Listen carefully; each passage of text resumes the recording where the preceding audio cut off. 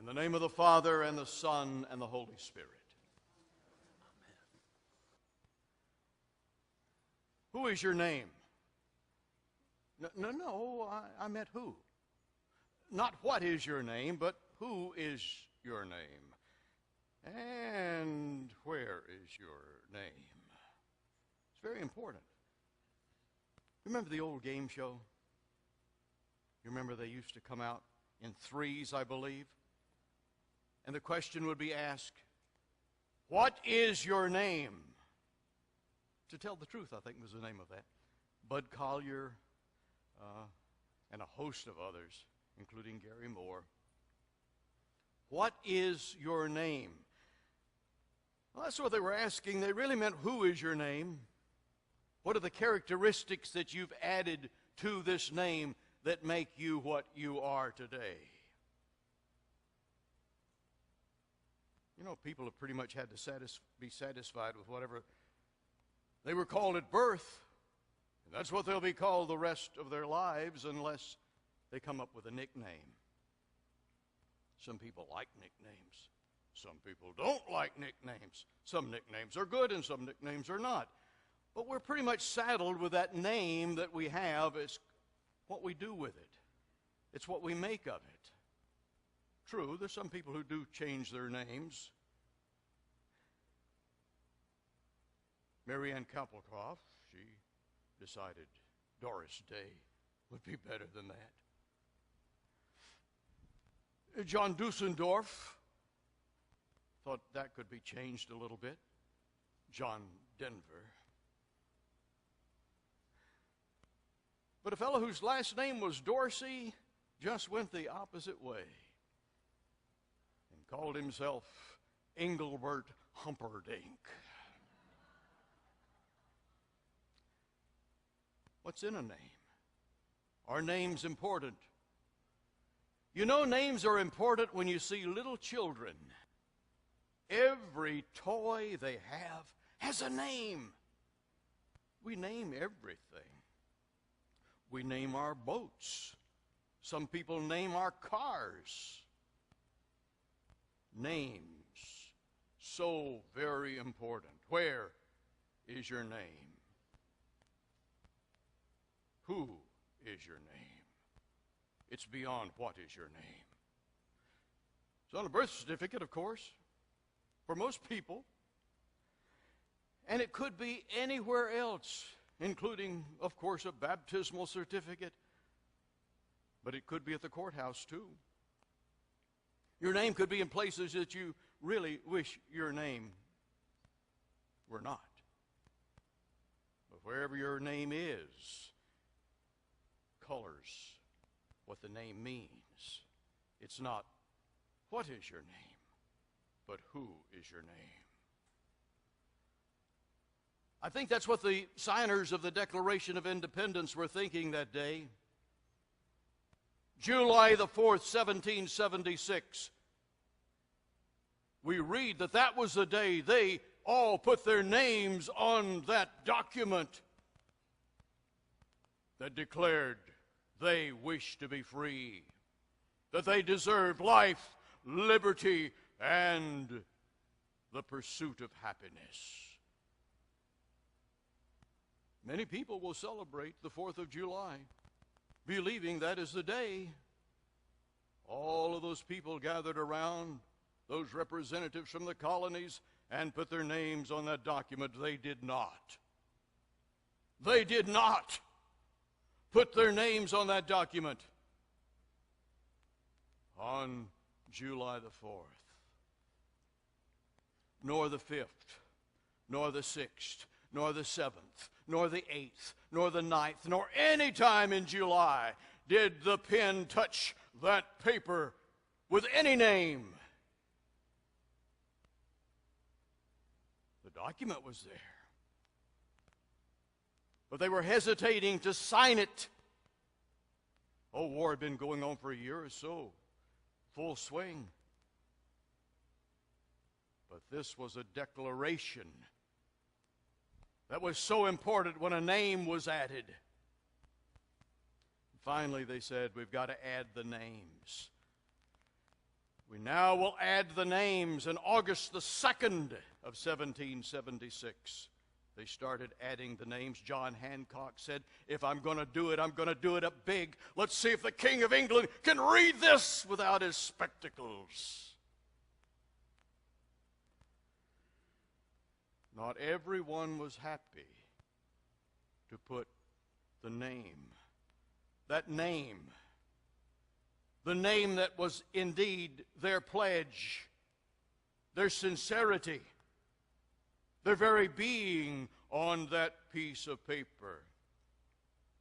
56 signatures, you know. 50 went on that day. Many holding out.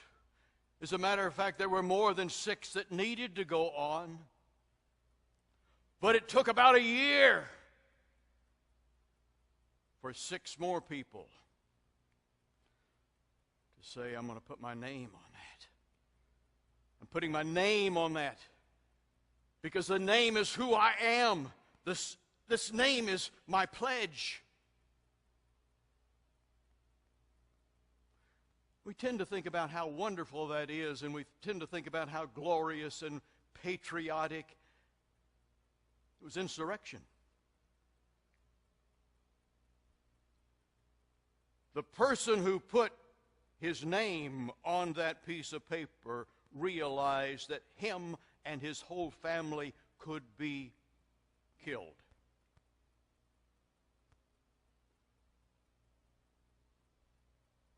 But they did it.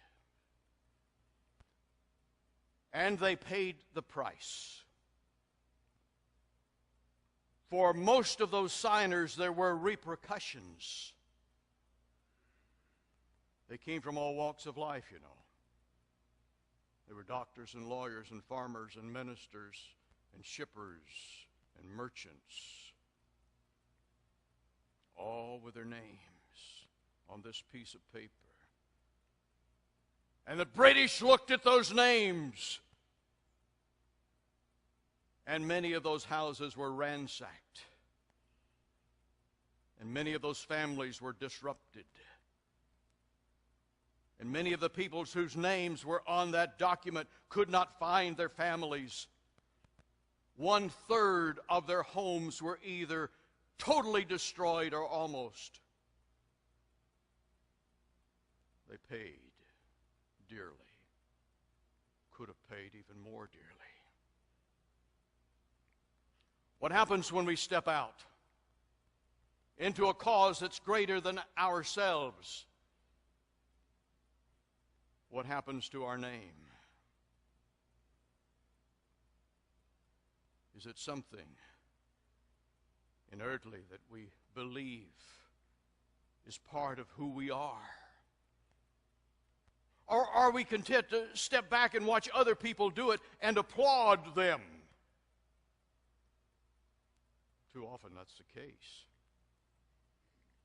Are we willing to step out, knowing there can be peril, knowing there is great danger in seeking freedom?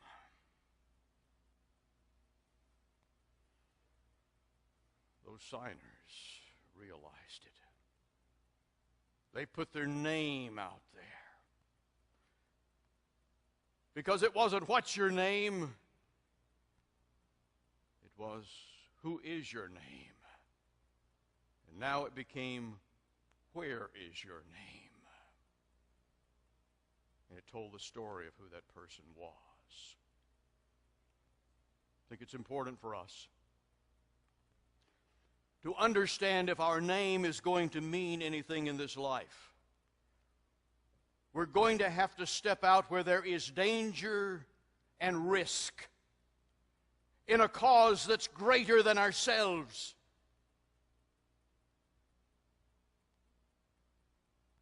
And realize that we're there to pay the price, whatever the price is.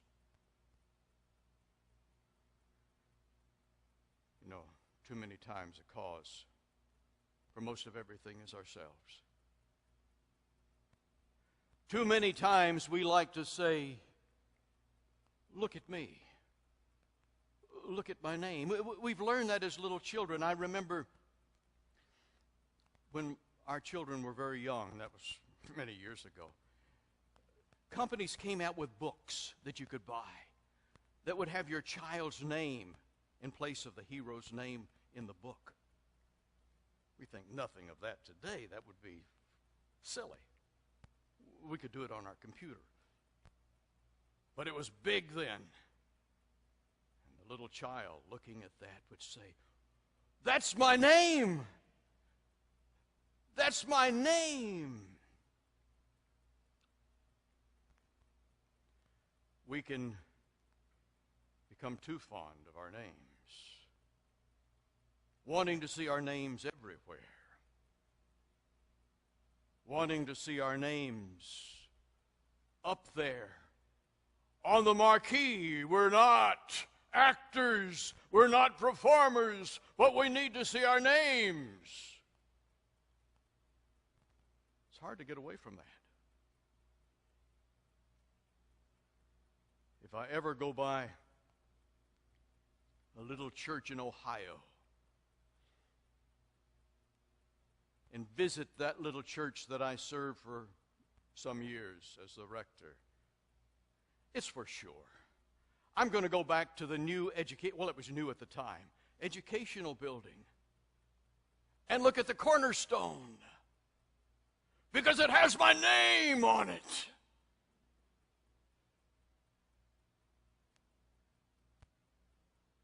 But ultimately, where is my name?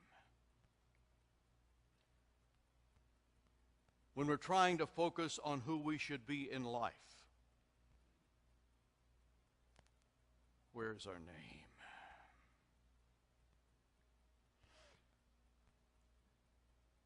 A student not long ago painted what I think was a pretty good picture. I mean, the technique was wonderful. Used oil. And, I mean, she's really an artist. But when she showed her completed painting to her teacher said, "It's not going to last." And she wondered what she meant. No, this is oil. This will last for years and years. What do you mean it's not going to last? You'll grow tired of it, the teacher said. And anyone who might own your painting will become tired of it. Oh, that made her feel horrible. Why? Is it not? It's not. No, your technique is good, she said. But you see, what you've done here is you have painted two centers of interest. You have this beautiful tree here, and then you have the mountain, and you can't decide what you want to look at. The painting will not hold up with multiple points of interest. You have to focus to one point of interest. You see, that's what our lives are all about. Focusing on one point of interest, but the danger there is the one point of interest becomes with our name emblazoned on it. That's the danger. So we have to ask ourselves today, what is your name? But more importantly, who is your name and where is your name, because of ultimate importance is where is your name. In our gospel today, Jesus is saying, you know, God is going to bless you in so many ways. And that's wonderful. And you need to be appreciative of the way that God's going to bless you. But you know, instead of glorifying in the way you are serving God, glorify the way that God is serving you. God is serving me. Yes. The Jews believed it so much that when a person had changed spiritually, the name changed. Abram became Abraham. Jacob became Israel. Saul became Paul. Simon became Peter.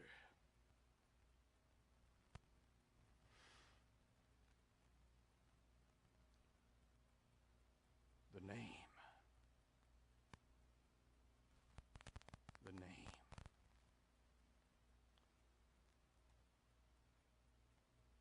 Rejoice that your name is written in the Lamb's Book of Life. Rejoice that your name is written in heaven. I find it so odd that we go through life sometimes playing religious, when we don't take into complete consideration that we're just passing through this life. That for any of us it's going to be over like that.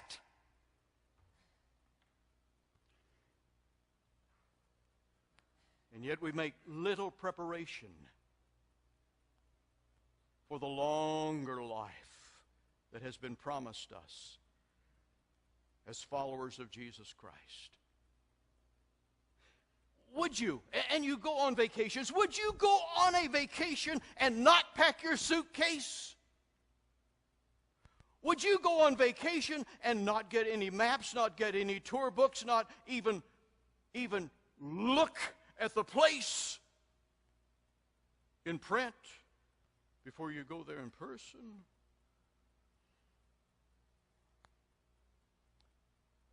And yet how many people are involved in book clubs, and book clubs are wonderful, but they read books, every kind of book, more than the book. And we watch all kinds of things on television, and yet if we looked at that cumulative time, it probably could be one fraction of the time that we spend on our knees in prayer. Where is your name? It's the most important question we can ask. Because our ultimate destiny is the grave. And for most of us, it's going to be reduced down to a little plaque that has our name and when we were born and when we died, and that's it. Someone looking at that could say more than, oh, that's John Smith. They could say, yeah, that's John Smith. He lived for a great cause. He gave him of himself when the danger was so great, but he ventured there anyway because he cared about liberty and justice and freedom and equality. Yes, I know who he was, because I remember the life he lived. Didn't have a lot to do with me. It was always other people that he was focusing on. And yes, if I knew anything about his life, I would know how he pointed the way to God by living as Jesus had taught.